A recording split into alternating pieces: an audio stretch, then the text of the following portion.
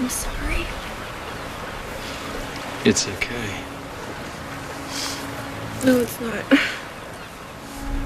No, it's okay to cry about it. I don't want to cry. I don't want to, not here. I just want to enjoy this. I want to enjoy this and my charming tour guide. At your service.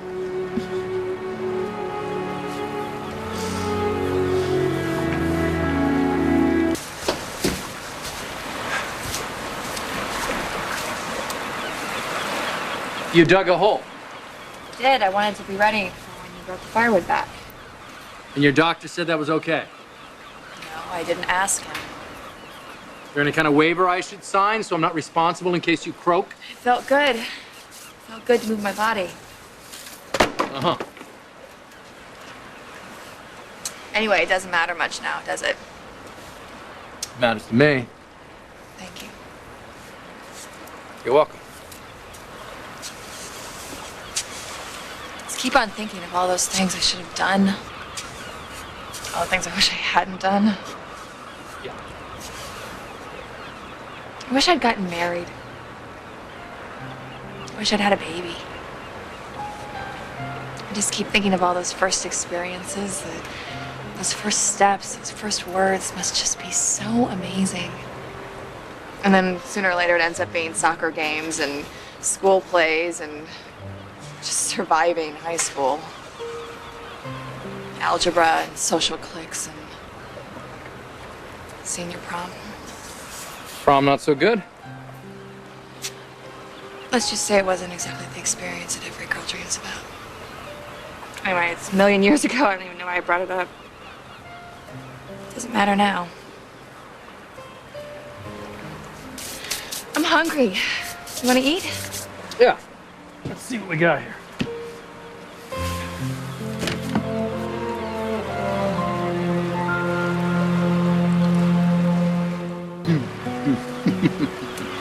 What? What's so funny? You. I was thinking about when you came to LA and you just got right in my face. Right in my face. You deserved it. You liked me. Well, of course. Of course. Who could not like you? And then, of course, you had to keep me at arm's length like you do with everybody all the time. Side one porcupine to another. That's true. I did used to be like that. And then you met Brooke and Bridget, and I have Jack. It must be so incredible to hold your child in your arms.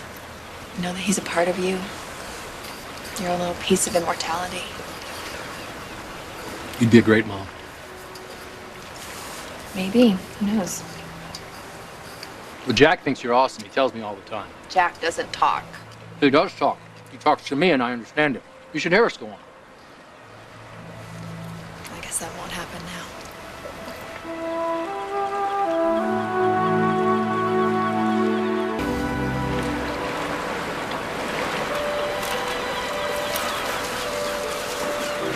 Got a good one? Piece of sea glass. Got a jar at home that I keep this stuff in. I've been filling it up since I was a kid. Does that make you a collector or a pack rat? Both, I guess. I thought about getting rid of it, but it's kind of a record of all those days at the beach that I spent with my brother and my sisters.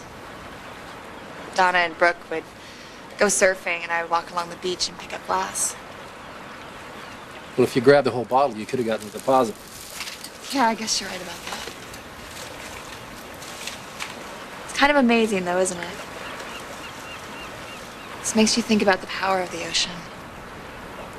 You can take this jagged piece of glass and turn it into this smooth stone. The ocean washes away all the sharp edges and turns it into something beautiful.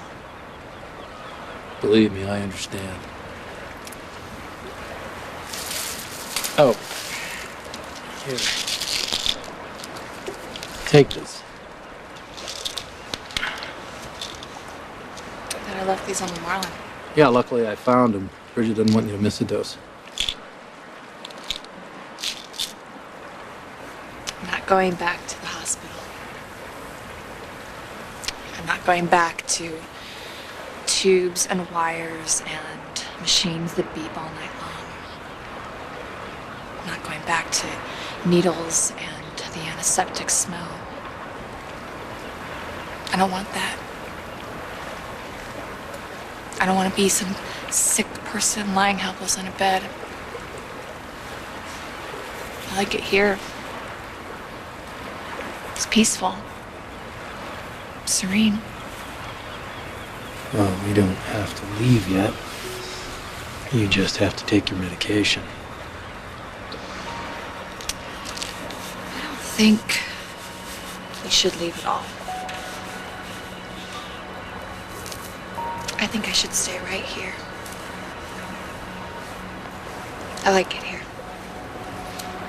I'm at peace right here. I've got the sun on my face and the wind in my hair. I think I could stay here for as long as it takes.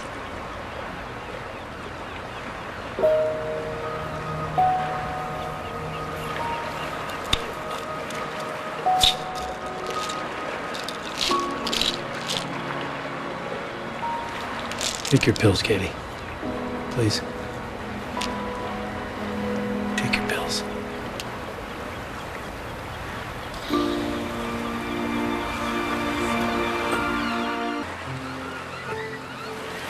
If they're not doing me any good, You gotta be doing something. Or Bridget wouldn't want you to take these. my body's rejecting my heart. Why don't we just let it finish the job? Hey. Hi. Are Nick and Katie back yet? No, but I didn't expect them back this soon anyway. Doesn't she have meds to take? Yes, but Nick can handle that. I told him all about it. Maybe I'm not the one who understands. What's going to happen? I mean, is she just going to, one day out of the blue, collapse? Or is she going to get weaker and weaker until... That's the part we're trying to manage with the medication. And Katie has a very vigorous immune system, which is a liability now because it's destroying her heart.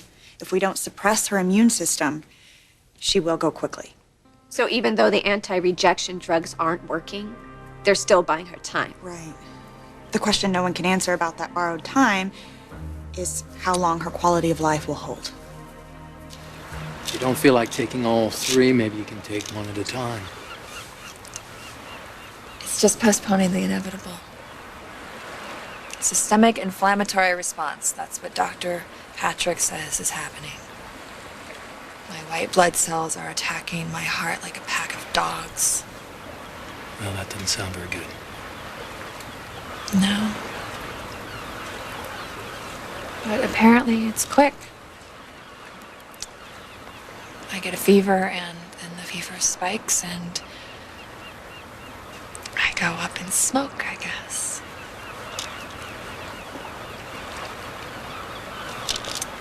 If this is the last place I see, it's pretty good. It's better than a hospital. It's better than an IV in my arm, beeping and beeping and beeping because it doesn't like the way my arm is bent. There's not a lot that's still in my power to decide, but this is. I know what I'm asking. And I'm sorry. But there's no one else that I would ask it of. My sisters couldn't handle this. You think I can? I trust you not to judge me.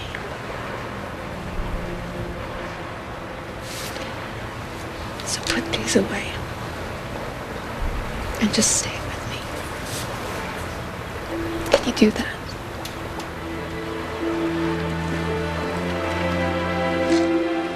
What about an artificial heart? She's not a candidate, Mom. Well, why can't she become one?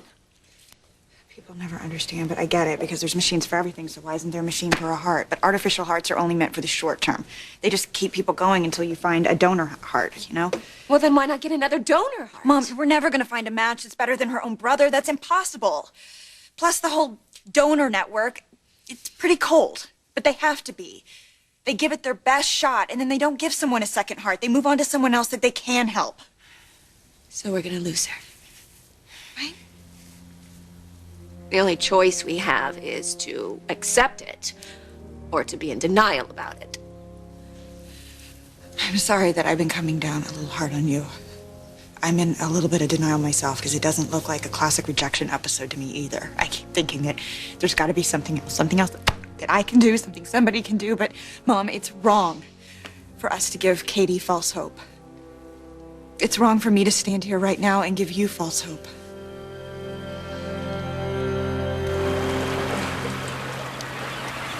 What you're asking makes sense. And I won't get on any moral high horse with you. Thank you. But I want you to think about this choice. Because a lot can go wrong. You could be in a lot of pain, and 6, 10 hours into this, you may want to change your mind, and it could be too late.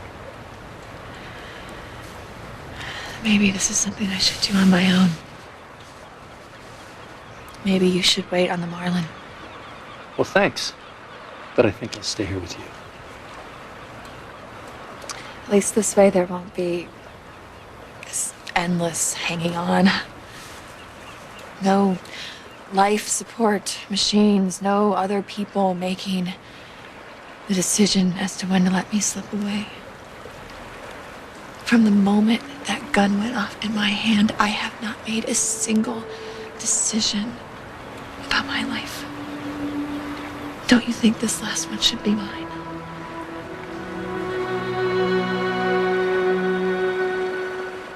Well, Mom, don't be surprised if there's some kind of relief in all this for Katie. How? What could be more awful? First storm, and now... There's just been so much uncertainty. Katie hasn't known what to expect from day to day, but now she has something that she can count on. I suppose. But, Mom, so do we. If the transplant had been a success, we wouldn't know how long that it would keep Katie with us, but now we do. So we can make the most of the rest of her life. We can make it as happy and loving as we could ever want it to be, and there won't be any regrets like there were with Storm. There isn't a day that goes by that I don't ask his forgiveness for those awful words that I said. And you're right. I mean, it's foolish for me to think that this can't happen to... like there's some kind of loophole. I don't want to be that for Katie now. We can do this for her. We can do this with her. Can't we? All right, yes. I would say this is a decision that nobody can make but you. Thank you. I knew you'd be the one person who would understand. But is this really what you want? Is this really the right choice, whether it's intensive care or Catalina? I know that you want some dignity, Katie. But do you understand the type of pain that you might be in? I suppose you could always get me good and drunk.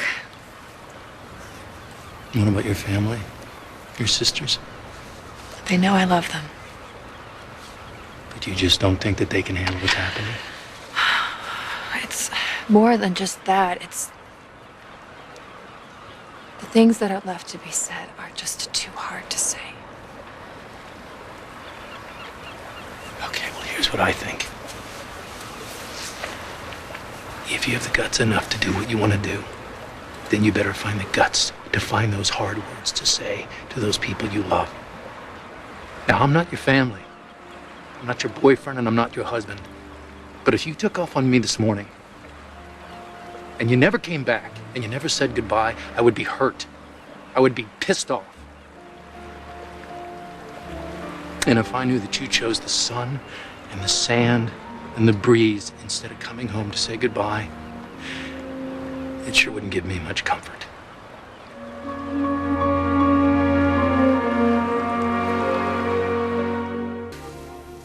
You've been so wonderful through all of this. With Katie, with all of us. I suppose it's helpful to have someone to translate all the medical jargon, huh? Oh, It is so much more than that. You are a wonderful daughter and an amazing doctor. I'm so proud of you. Thanks, Mom. I thought that being a doctor was just going to be about doing the stuff that I learned in medical school, but it's not. It's about being with people when their bodies betray them. Being an advocate when they need it the most. Being the one there that gets it when there's simply nothing left to be said. We're trained as scientists, but I think our real job is to figure out what medical science can't do. And then do that.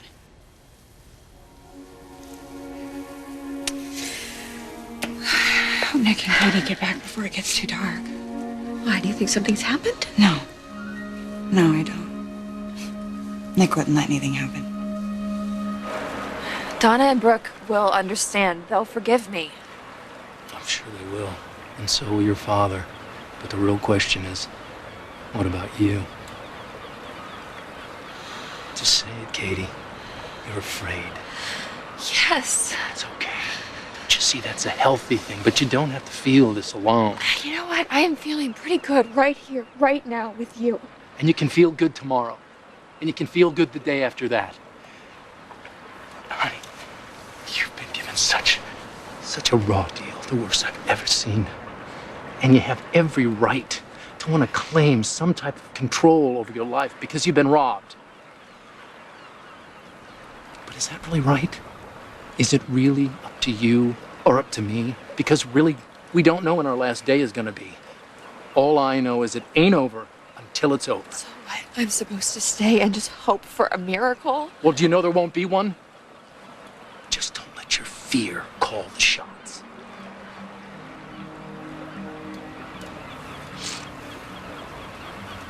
I'm not going back without you.